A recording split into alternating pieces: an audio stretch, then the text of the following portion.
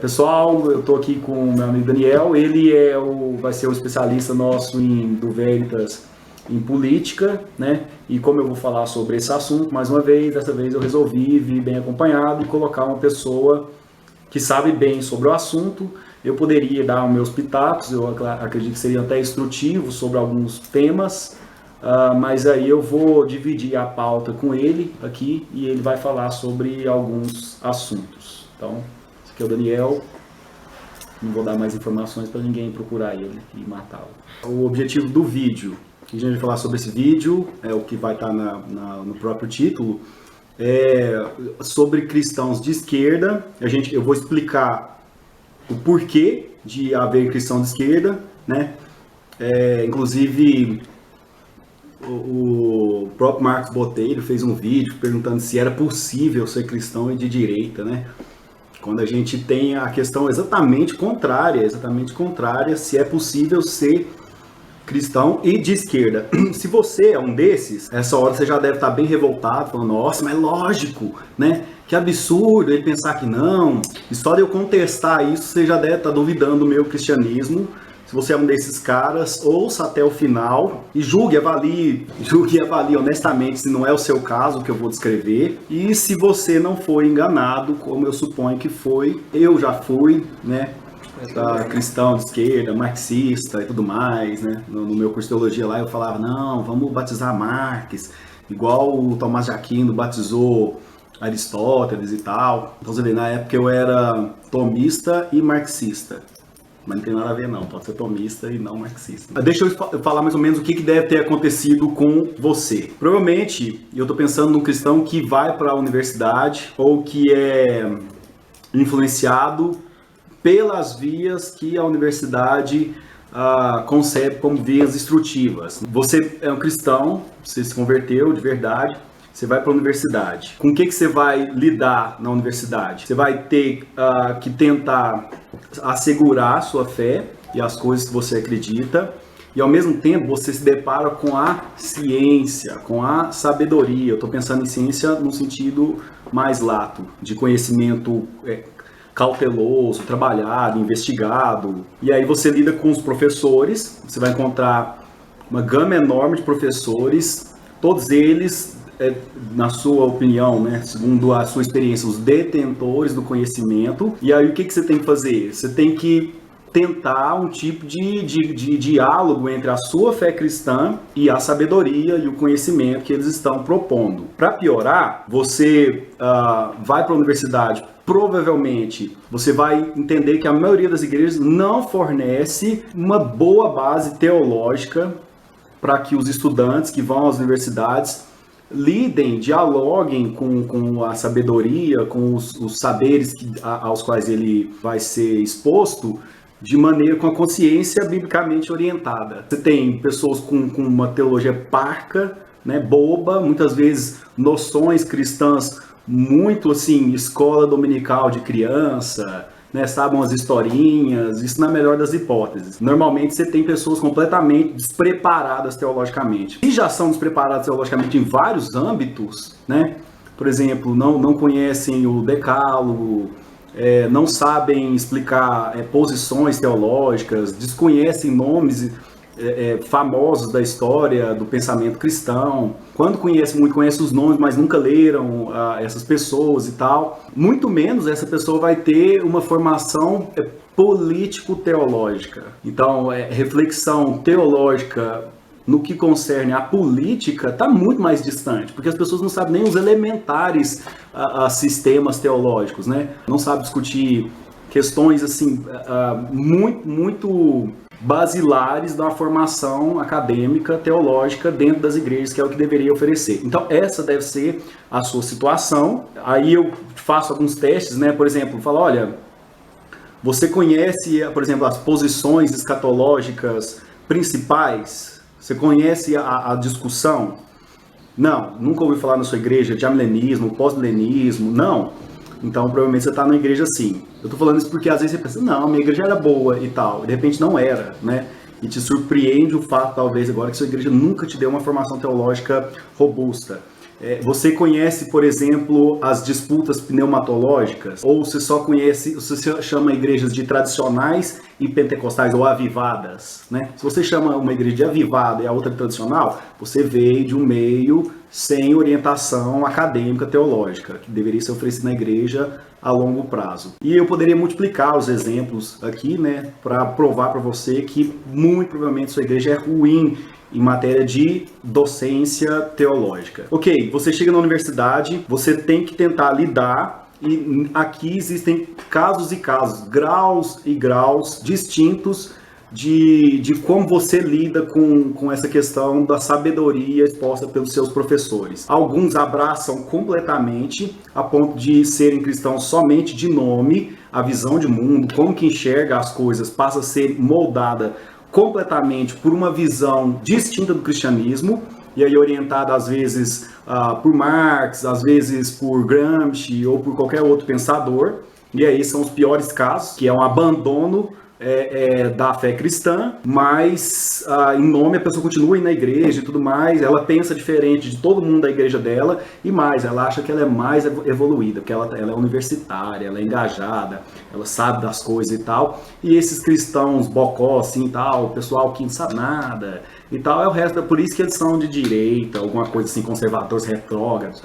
Você, né, tá na crista da onda, você sabe o que está acontecendo, você é politicamente orientado, né, sabedor e tudo mais. E os outros casos mais brandos, a pessoa vai abraçando só alguns aspectos, né? Por exemplo, que a gente vai comentar, principalmente com o Daniel aqui, por exemplo, fazer o bem aos pobres e tal, aí você aprende na universidade que é de algum tipo de categoria de pensamento de esquerda que se preocupa realmente com o pobre. E aí você mais ou menos lembra que, pô, ser cristão é gostar de pessoas que passam dificuldade, né, é ser caridoso e tudo mais. Aí é claro, né, que você pensa, pô, então Jesus era socialista, a fé cristã é perfeitamente compatível com isso aí e tal. E como não bastasse essas identificações que a gente vai mostrar que são equivocadas, ainda existe um último fator que é preciso ser considerado, que é o conforto. É muito, muito melhor em termos de conforto pessoal não ter essa rixa com os professores em vários aspectos da visão de mundo deles, né? Então, é muito mais tranquilo você ir para a universidade, não ter por inimigos de pensamento ou adversários de pensamento todos os seus colegas e professores. Vocês pensam a mesma coisa, você só tem algumas pequenas diferenças com eles, né? Que é em relação a você acredita em Deus e tudo mais, mas é coisa sua, né? Você não vai impor isso aí a ninguém, pelo amor de Deus, né? Você é um cara evoluído, século XXI. Bom, essa provavelmente é a sua situação, você se encontra em algum desses níveis. Ou você abraçou completamente uma visão de mundo materialista histórico, né? Ou uma visão de mundo relativista, pós-modernista e tudo mais, ou você abraçou partes dessa visão e tentou fazer um híbrido entre visão de mundo cristã, né, pouco conhecida, e a sabedoria, o conhecimento que você adquiriu nas universidades. É claro que você pode nem ter percebido, né, que existe esse conflito do que a gente chama de cosmovisões, né? Vou pôr uns links embaixo para quem não souber o que é cosmovisões, já pesquisa e aí dá uma olhada, cosmovisão é isso e tal, porque ajuda nessa discussão. Aí às vezes você nem percebe que tem esse conflito, primeiro porque você não consegue enxergar as coisas em termos de cosmovisão, né? Então você não foi instruído sobre isso também, muito menos sobre isso, e depois, mesmo que às vezes você enxergasse em termos de cosmovisão, você não conhece a cosmovisão cristã, por isso você não percebe os embates, por isso você não percebe os pontos de incongruência que demandam fidelidade da sua alma, né? A qual posição você vai se apegar, né? A bíblica ou a da sabedoria desse mundo. Sabedoria, aliás, que eu quero questionar agora. Primeiro mito que eu quero colocar ou desbancar é a ideia de que que eu chamei de falsa hegemonia científica. É uma ideia que é passada para você de que ou ditadura da hipótese de que o que é sabedoria e conhecimento é o que o universitário brasileiro ouve dos seus professores. Bom, o que eu quero dizer com isso?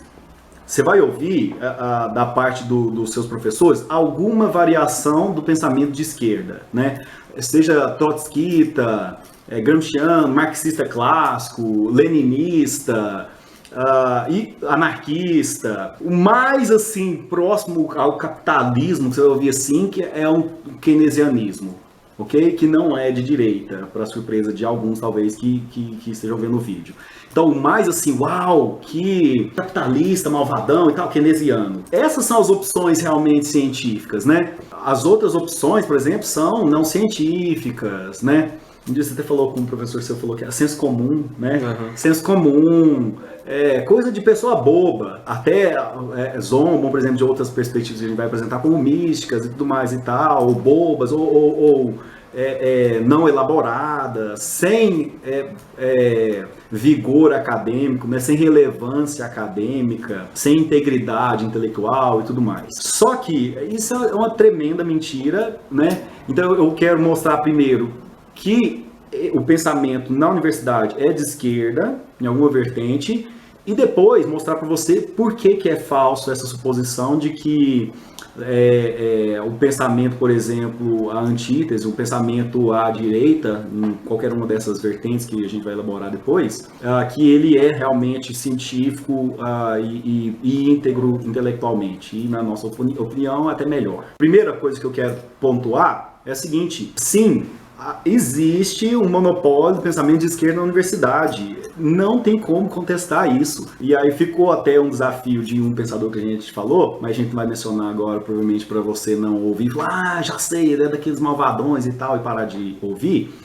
Um deles até desafiou, ele falou, por exemplo, que ele fez um vídeo falando sobre isso, outros pensadores mais contestaram, falaram que não, que é a universidade, que tem pluralidade de posições e tal. E ele deixou um desafio no ar, numa tréplica, falando, olha, então mostra um programa na Universidade Federal, onde é estudado, por exemplo, a Friedman, Milton Friedman, Hayek, Mises ou Bombaverk, entre os liberais. Na melhor das hipóteses, você tem algum professor que já leu um ou outro título, mas nenhum deles, assim, poxa, conhecedores realmente e tal, que são críticos muito pesados do pensamento de esquerda em vários níveis. E geralmente também, quando os professores eles citam esses autores liberais, eles citam a PUD, citam a crítica. Por exemplo, geralmente quando eu vejo uma crítica ao Hayek, ao Mises, é o Thompson, os professores fazendo uma crítica do Thompson a esses autores, ou seja, eles não foram diretamente à fonte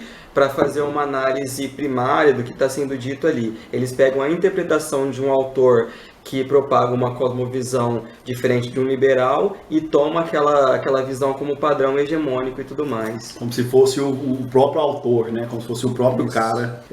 E não só dos liberais, eu coloquei alguns nomes que são ícones do pensamento liberal, embora de vertentes distintas. Eu pensando, por exemplo, até mesmo em conservadores como Thomas Sowell, Russell Kirk, Scruton, o João Pereira Coutinho, né, que talvez esse seja um pouquinho mais conhecido porque escreve na Folha, né, o Eric Voegelin. São pensadores assim do mais alto calibre, né? Nós estamos falando, por exemplo, de pensadores que são professores universitários em grandes universidades do mundo, né? Que são pessoas assim consideradas, pessoas que mesmo os objetores, pessoas de outras posições, param para ler, ouvir, respeitam a posição. Então, assim, é um absurdo você ver o enviesamento doutrinário nas universidades, quando esses grandes nomes são desconhecidos, né? Na melhor das hipóteses, vai ler um pedaço de Locke e com já cheio de críticas marxistas em cima do Locke. Às vezes vão conhecer o Adam Smith, né? E, assim, numa situação muito receptiva, vão mencionar o Burke. Mais que isso, assim, é muito difícil dizer pro pessoal recomendando literatura, comentando com propriedade, qualquer pensador liberal ou conservador. E o que eu quero mostrar para você é o seguinte: você pensa, mas será que esse pessoal é bom? Será que talvez os professores não ignoram esses casos porque eles são Zé Ninguém, eles não sabem nada e tudo mais e tal? Então, a primeira contestação que eu quis colocar é que eles são professores em grandes universidades. Isso já mostraria a relevância desses pensadores fora do Brasil, né? Eles não são professores, por acaso, numa grande universidade. Uma grande universidade não vai colocar um Zé Mané, um idiota, para dar aula. E uma outra questão, que é a da escola austríaca. Eu até peguei um site aqui, eu vou abrir para ler, as universidades onde você pode fazer, tirar um PhD, ou um mestrado, ou mesmo uma graduação com professores especializados em escola austríaca. Então, você tem a University of Missouri, a George Mason University, San Jose State University, New York University, University of Chicago. Inclusive a de Chicago é famosa pela escola do Friedman, né? A escola de Chicago. E lá, né? O Sowell também. Sowell é da Universidade de Chicago. E lá você pode estudar a escola austríaca. O poder, né? O alcance acadêmico da escola austríaca de você poder tirar um PhD em Chicago, no âmbito de uma escola paralela de economia à austríaca, que é a escola de Chicago. Então, tem vários outros nomes, em Connecticut, New York University é uma das maiores, que tem um grande centro de estudo de escola austríaca, está entre as melhores universidades do mundo em economia, na Geórgia, em Harvard, você estuda a economia austríaca, para eles falarem, não, ninguém estuda isso não, ninguém se importa com a escola austríaca, Rochester, e tem uma infinidade de nomes, assim, muitos nomes, muitas universidades, algumas em alemão que eu não vou arriscar falar. Isso mostra assim, bom, já que tem um PhD, por exemplo, na Universidade de Missouri, New York University e tantas outras, Universidade de Chicago, é um absurdo isso não ser sequer considerado no Brasil. Daí você pensa assim, será que os brasileiros, algum professor brasileiro já percebeu isso? Porque seria muito estranho realmente ninguém estudar isso aqui. Aí eu quero falar que sim, né? A gente tem alguns pensadores, é claro que um número bem menor, mas se você tem alguns PhDs, alguns doutores brasileiros escrevendo sobre isso, né? Você tem várias universidades, o pessoal escrevendo sobre isso. E alguns nomes que eu conversando com o Daniel, a gente tava pensando assim, os nomes que a gente tinha que recomendar, aí é o Barbieri, né, o Biratã e o Müller, que são doutores em economia e que abraçaram a economia austríaca. Inclusive o Biratã, ele era doutor antes, ele não abraçava a economia austríaca, e foi um doutor, então ele conhecia toda a mainstream econômica. E aí depois que ele foi conhecer a escola austríaca, né, se apaixonou, é um estudioso de escola austríaca e tudo mais, ele mesmo tem uns relatos sobre isso. A gente pode entrar no site do Mises Brasil, a gente consegue ter acesso à obra desses caras, eles disponibilizam lá gratuitamente. O Barbieri, ele é especialista em analisar a economia do jeito que ela realmente é hoje em dia, por exemplo, que é o que ele chama de economia mista. Então ele desempenha várias páginas de vários livros que ele já escreveu para analisar essa economia mista, né, que no caso seria os metacapitalistas fazendo conluio com o Estado e assim assegurando uma série de privilégios e tudo mais e propagando uma economia não liberal, uma economia não de livre mercado. Mas que parece, né? Mas que parece. Todo mundo é capitalista, sabia que é malvado. Aí já o Biratã, ele vai tratar dos proto-austríacos, da gênese do pensamento austríaco, que vai ser concretizado, por exemplo, em Mises, em Hayek. Então ele vai estudar um Karl Menger, vai estudar os proto-austríacos, que é assim que ele chama. Então, assim, esse aqui é só um apanhado bem rápido para você entender que existe credibilidade acadêmica das maiores possíveis e a escola austríaca está crescendo, né? E esse é só um dos viés, né? Por exemplo, o Friedman é um ícone da economia, né? E é um pensador liberal, o próprio Sowell, né? O Sowell fala até que ele é o Craig ou o Bunsen da economia. Procurem debates do Sowell na internet e tal, e você vai ver que ele é impecável, né? O cara impecável, tá sempre destruindo, um cara muito bom. Então, gente, para facilitar, a gente vai pôr uma lista no final desses nomes, desses casos, para você mesmo pesquisar e ver por você mesmo o trabalho deles, a competência deles, para debater, no mínimo, né, de igual para igual, com qualquer pensador de outra linha. Inclusive, a gente até pensou em alguns nomes cristãos, de pensadores cristãos. Na verdade, assim, você não vai encontrar grandes teólogos, mesmo brasileiros, né, um número vasto de teólogos, você vai encontrar um ou outro pensador, teólogo ou filósofo cristão, principalmente de orientação reformada, que tem um pensamento à esquerda. Hegemonicamente, os pensadores, os grandes teólogos reformados, brasileiros e não brasileiros, eles são de alguma vertente da direita. Eu vou explicar depois o que eu quero dizer por alguma vertente, né? Porque não existe um pensamento exclusivo nem de um lado nem de outro. Nomes famosos, né? O Gary North e o Ronald Nash, que escrevem diretamente sobre escola austríaca. O Gary DeMar deve escrever também, né? No Brasil, qualquer teólogo, por exemplo, de alta monta, por exemplo, não vai ser esquerdista, né?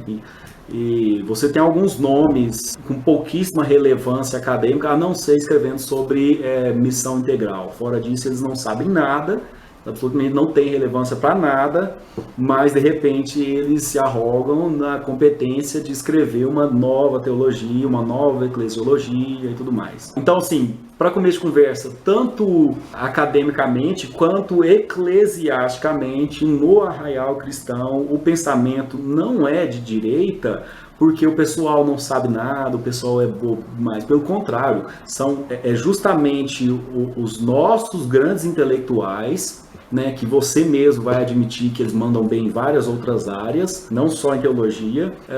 Esses grandes intelectuais também, ao pensar a economia, ao pensar essas coisas, eles têm que tentar abraçar um tipo de economia, né, de ciência política mais adequado, mais próximo à sua confissão cristã. Geralmente também se tem a ideia de que política e religião são duas coisas completamente distintas. Então você pode ter uma atuação política e uma atuação religiosa, eclesiológica dentro da igreja. As duas coisas não necessariamente têm que estar estreitamente ligadas. Aí a gente percebe, por exemplo, esses teólogos que têm uma formação neocalvinista, que já leu Kuyper, já leu Schaeffer, a concepção política que eles têm é totalmente estreitada com a concepção bíblica das escrituras dele. Então, se você quiser falar um pouco sobre esse conceito. Assim, na verdade, a ideia é que uma coisa que a gente fala constantemente a gente não pode furtar os púlpitos de falar sobre política, porque a Bíblia fala de política, né? A Bíblia fala muito de política, a Bíblia orienta. É possível que você ache que não, você julgue que não, por falta de conhecimento bíblico, aquela defasagem que eu mencionei no começo, né? Você não tem um bom treinamento teológico e na sua mente a Bíblia não fala nem disso e nem de várias outras coisas que na verdade ela fala. O Schaeffer até é um dos críticos dessa perspectiva de que você tem uma vida intelectual que não diz respeito à religião e uma vida intelectual que diz respeito a uma vida espiritual, mística, emocional, que diz respeito a Deus e tudo mais. Essa não tem nada. Então essa dicotomia, é claro que ela ia acabar influenciando o pensamento político. E, na verdade, eu acho que muitas pessoas abraçam essa perspectiva como um refúgio mesmo, porque o cara chega e fala assim, olha, eu sou cristão e tudo mais. Aí ele vai para a universidade, ele não tem nem treinamento teológico, quanto mais para discutir aqueles mesmos assuntos com os professores dele. Mas ele quer manter a integridade intelectual dele. Então, ele separar as duas coisas é muito confortável, né? Pô, aqui eu estou pensando como cientista, aqui eu estou pensando como político, aqui eu estou pensando como advogado, aqui eu estou pensando como filósofo. E, de repente, no final de semana, ou no quarto dele, né, ele pensa como cristão. Então ele desassocia as duas coisas. Isso é possível, principalmente no nosso tempo pós-moderno, né, que é um tipo de mentalidade aceita. Então, assim, aí, essa visão pós-modernista é bacana, é um jeito da pessoa conseguir dormir, né, que ela, como é que ela vai lidar com o professor dela? Eu não sei nem teologia, ele faz isso, não, isso aí é minha igreja, isso aí não vamos criticar, não. E aí ela abraça o que é sabedoria, ciência e tal.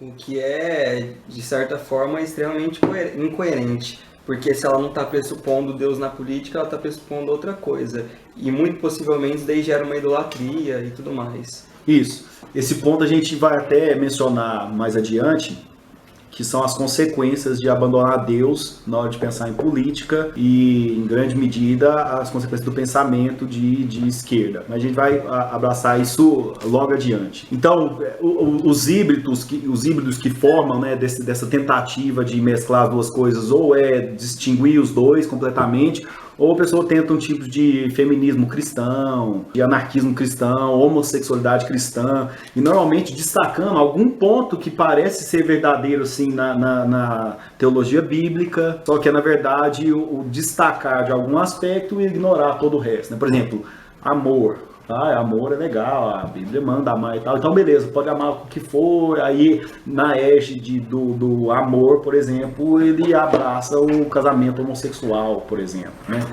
Ou então, por exemplo, um tratamento respeitoso com as mulheres e tal é colocado, por exemplo, como assumidamente pautas feministas, né? E você fala, não, cara, não é isso e tudo mais e tal.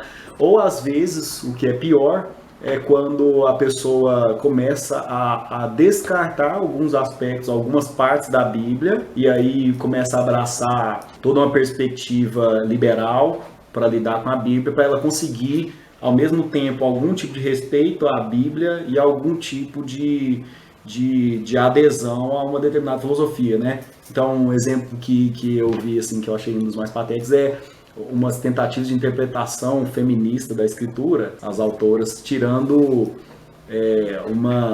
uns pedaços, essa parte Paulo não escreveu e tudo mais e tal, e outras colocando todos os erros morais que elas julgavam a um condicionamento sociocultural dos autores. Engraçado assim, você fala, bom, mas então qual é o padrão, né? Você tem um padrão fora pelo qual você julga a Bíblia e vê onde que Paulo errou, onde que Paulo não errou e tudo mais. E aí esse é um outro problema filosófico, né? Eu até pretendo gravar um outro vídeo depois com o Negão, com o Gessé, que vai ser o nosso especialista em ética. Então até vou falar com o Gessé, a gente vai fazer um sobre a necessidade de Deus para a moral e da necessidade da revelação para tudo isso e tal, que vai ser um outro assunto.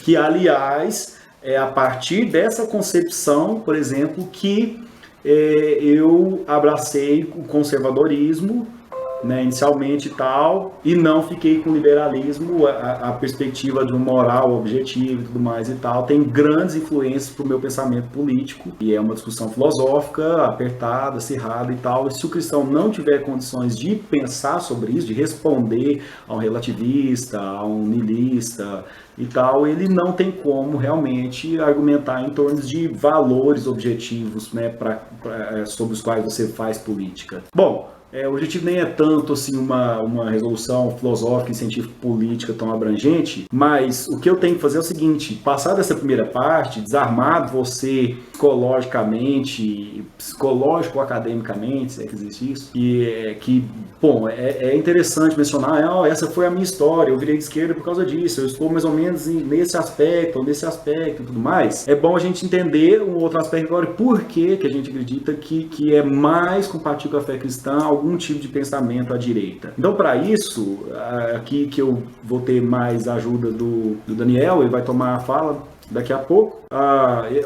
Basicamente, em resumo, a gente quer desmentir algumas coisas. Isso vai poder fazer, por exemplo, com que o que de repente te moveu a se denominar ou se identificar como um cristão progressista de esquerda, depois de desmentir alguns mitos, você pode, de repente, começar a pensar essa sua posição política.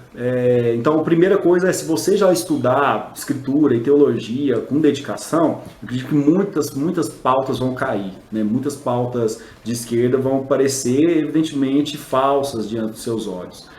Você criticar, só você pensar criticamente que os seus professores omitem de você a antítese, omitem de você o pensamento contrário ao que eles pensam, já dá para você pensar que, de repente, não existe tanta integridade científica no pensamento dos seus grandes professores e tudo mais, né, com raríssimas exceções.